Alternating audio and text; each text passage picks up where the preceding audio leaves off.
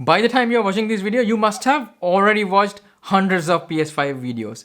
So I will not bore you to death with all the specs and everything, but here are my 2 cents about the experience because it's better later than never.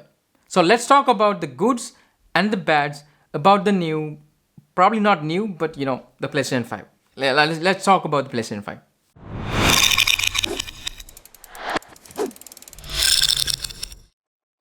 What's up everyone, it's Pranit here, and I've been playing games on the new PS5 for a couple of months now, and that's the major reason that this video got delayed because I really wanted to play a lot of games and experience by myself and give you the honest opinion after extended period of time rather than just playing for 1 hour and say everything is good.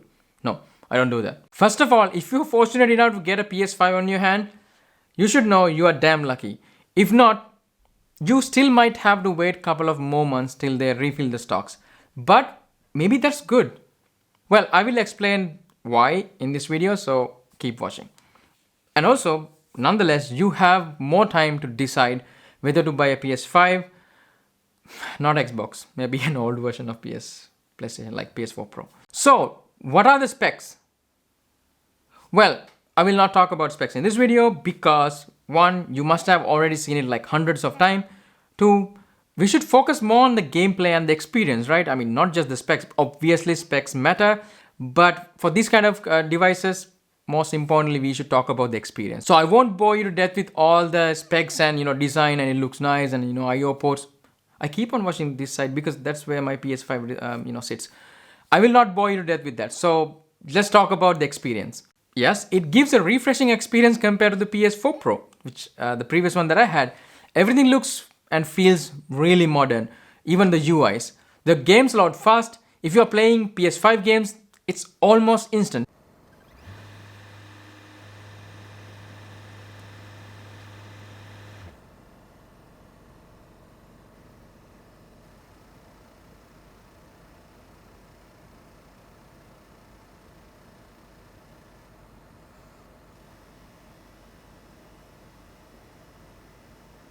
The times you had to play, for ages, you just press the button and go make a coffee, yeah, something like that. They are gone. They are done. You don't have to wait anymore. But that's mostly for PS5 games. For PS4 games, however, you still have to wait. There are these loading screens, but it's way better than playing the same game on the PS4 Pro. And yes, you can play all your favorite PS4 games on the PS5. I keep on pointing this side. PS5 without any problem out of the box, and they works perfectly fine. I in fact finished Spider-Man Miles Morales, which is a PS5 exclusive, and also God of War, which is actually a PS4 game, and both of them work mostly fine except the Miles Morales, which we'll talk later. And the best thing about this is I experienced for the first time 4K 60 FPS gameplay. Yeah, I mean, my bad, I never tried that, but it's awesome. I mean, that's a whole different experience. It's so fluid. You should definitely try it if you haven't already. But it only gives 60 FPS if you turn down the ray tracing, like the rays bouncing off stuff. So that's called ray tracing. But still, it feels really good. So it's fine. But unfortunately, I didn't see any 120 FPS 4K option. Even though the hardware supports it, I couldn't see the feature. Maybe they will enable it later on. Probably that's up to the game developers to make use of the hardware. Not just the gameplay, overall system feels more snappy, compared to the previous generations. Even waking up from the rest mode, it's way faster. So I think Sony had done a really good job optimizing the UI, and also it's so powerful as well. Then, the controller, the DualSense controller. Man, that's awesome. I think this controller is the one that's making the PS5 as great it is. Yeah, you can quote that if you want. Imagine that you still had the old DualShock controller. I don't think PS5 will be as great as that we think.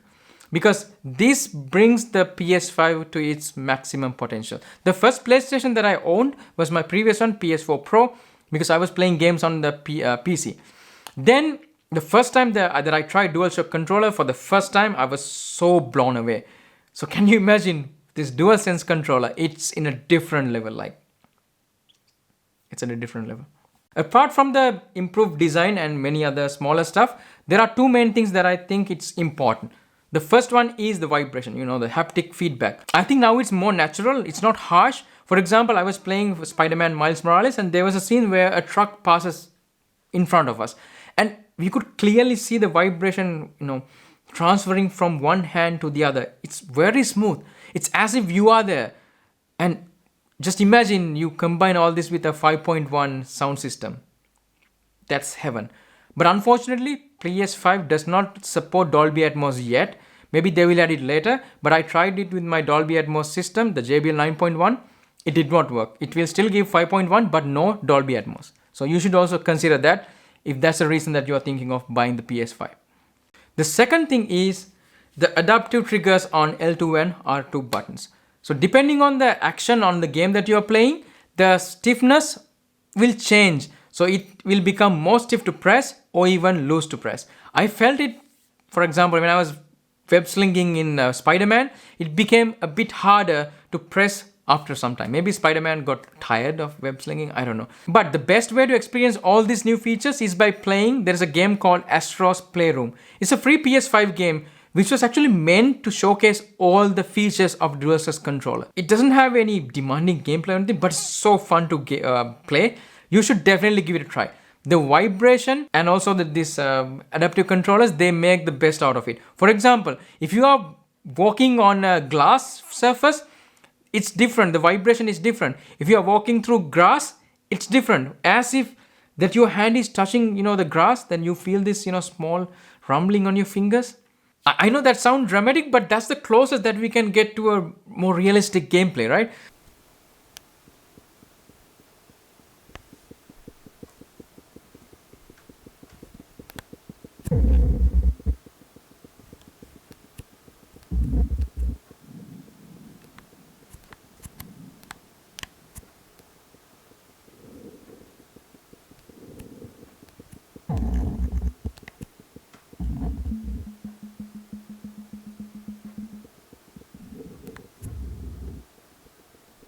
I think they have done a really good job improving this DualSense controller. So that's one of the biggest reasons that I bought the PS5 as well. Yeah, obviously it's new and I buy new stuff, but you know what I mean. One thing to note here is all these new features makes more sense on a PS5 game. For example, adaptive controllers don't work on PS4 games, but still PS4 games will still feel better. But after playing Astro's Playroom, I felt that, I don't know, Spider-Man Miles Morales haven't actually used the best out of the controller. Yes, there are good vibration, there is some kind of resistance in the R2, L2 buttons, but not quite. But let's give them some time. They will make the best out of this console soon. Apart from the awesome features inside the games, you know what make this particular consoles way better? That's the fan noise. I can barely hear any fan noise coming out of this thing. I don't know if I know it's working, but there is no fan noise.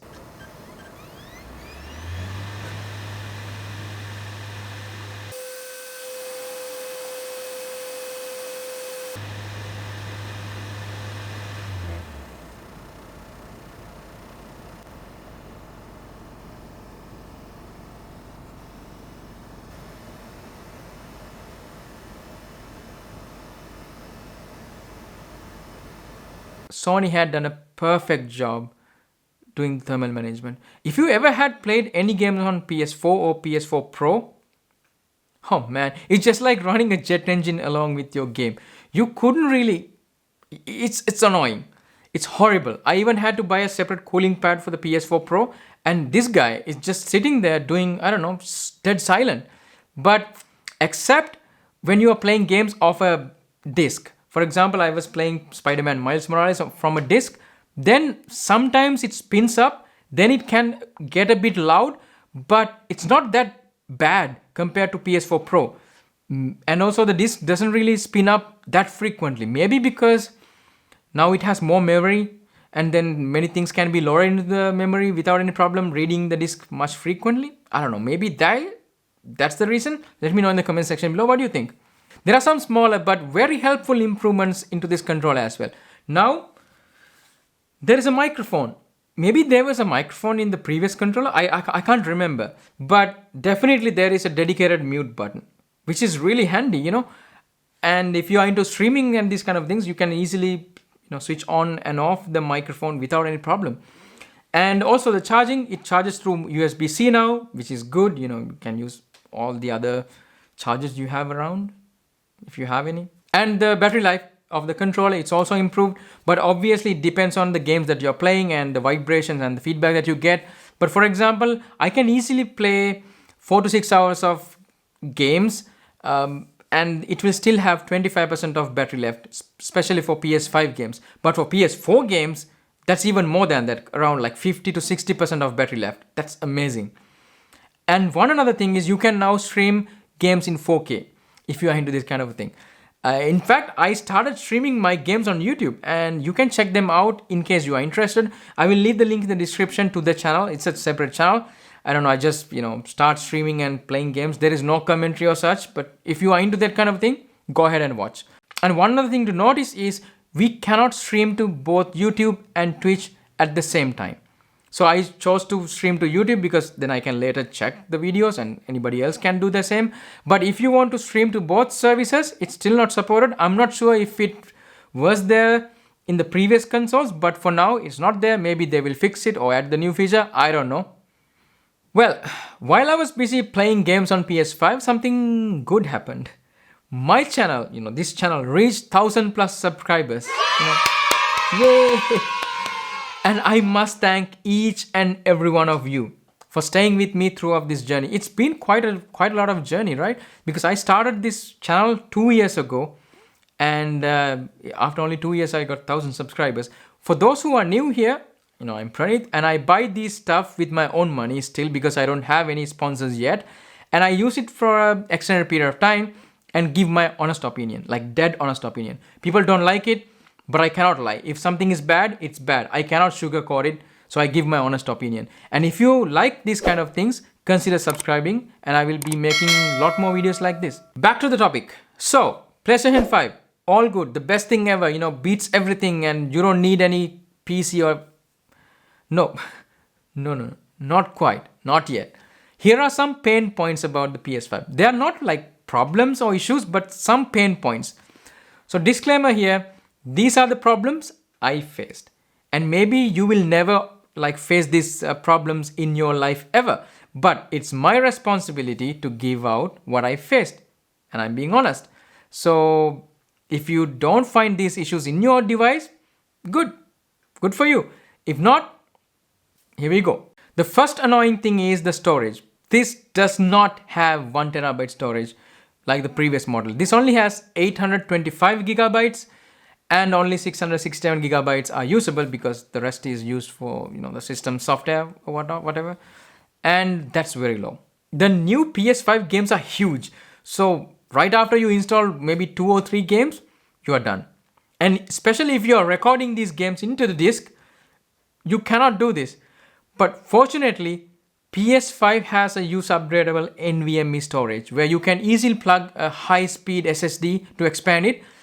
But the problem is there are not a lot of high-speed SSDs available which can transfer data in a speed that PS5 requires. I keep on pointing this, I'm sorry. Even though you have it, you spend a lot of money and you buy it, PS5 firmware still does not support it. So don't buy it yet. To somewhat solve this, you can move your games into an external disk, like you plug with USB, and then you can play games from this disk, but it only works for PS4 games. PS5 games must be on the disk, internal disk, because obviously external disks are not that fast. So then it cannot really run PS5 games out of external disks. So, but you can still move it out and move it back internally when you need to play them. The third thing, I don't know. The other point is the stability. Now, this is the place that you pause this video and, put your mean comment in the comment section. Feel free to do that. It's fine. I like to hear what you have to say. The problem was this crashed multiple times, especially Spider-Man Miles Morales. It just stuck. It wouldn't do anything. I just have to restart the console and then it will only work later on. But obviously, it's a software issue. Probably that will be fixed by updates and they will fix it with updates. But you should know there was an issue. The second problem that I faced, The first, I don't know. Second stability problem that I faced is it will not wake up from the rest mode. I pressed the button in the console and the controller, nothing worked. I have to unplug and plug it back, then it will only work. And maybe, I mean, it does. A few moments later. But it never happened to me again. Probably it's already fixed from a firmware update or something. I don't know. But I just thought it's worth mentioning. And the last problem, is it the last problem? No. The next thing is the number of PS5 exclusives.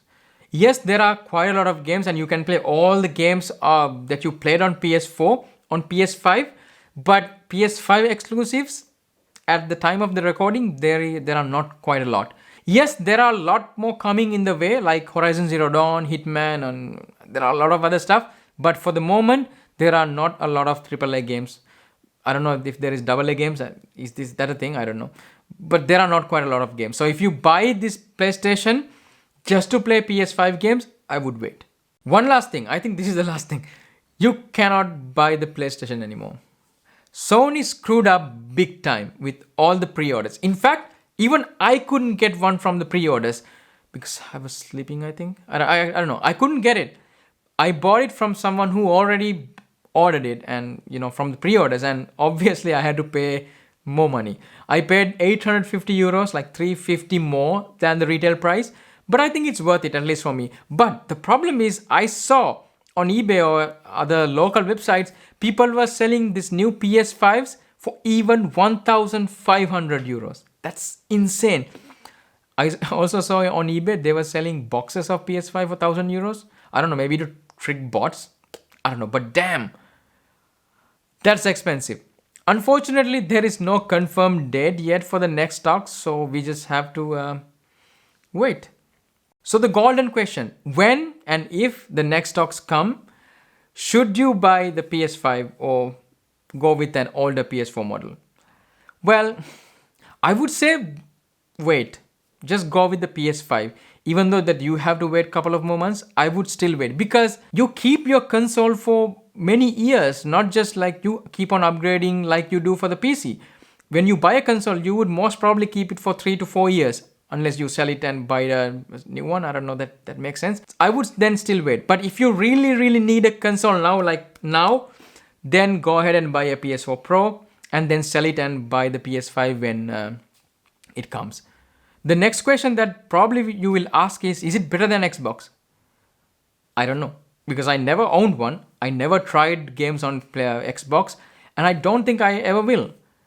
That's a different topic, but I will not buy Xbox One, so I would never know. So just search on YouTube more and, there should be a lot of comparisons about that. And just so you know, there are a lot more games on PlayStation Store than Xbox. Just saying. Well, that's it from me for this video. And unfortunately, I cannot really put any links for you can buy the PS5. Maybe I will put some eBay links. I'm just kidding. You cannot buy the PS5 from official websites anymore. So I will put some other links in the video description. For example, that YouTube channel that I mentioned about my gaming streaming. So I will put that. And don't forget to hit that like button if you really like this video. And if you don't like this video, hit that dislike button twice. That works as well. And if you're new here, consider subscribing because I will be doing a lot more videos like this.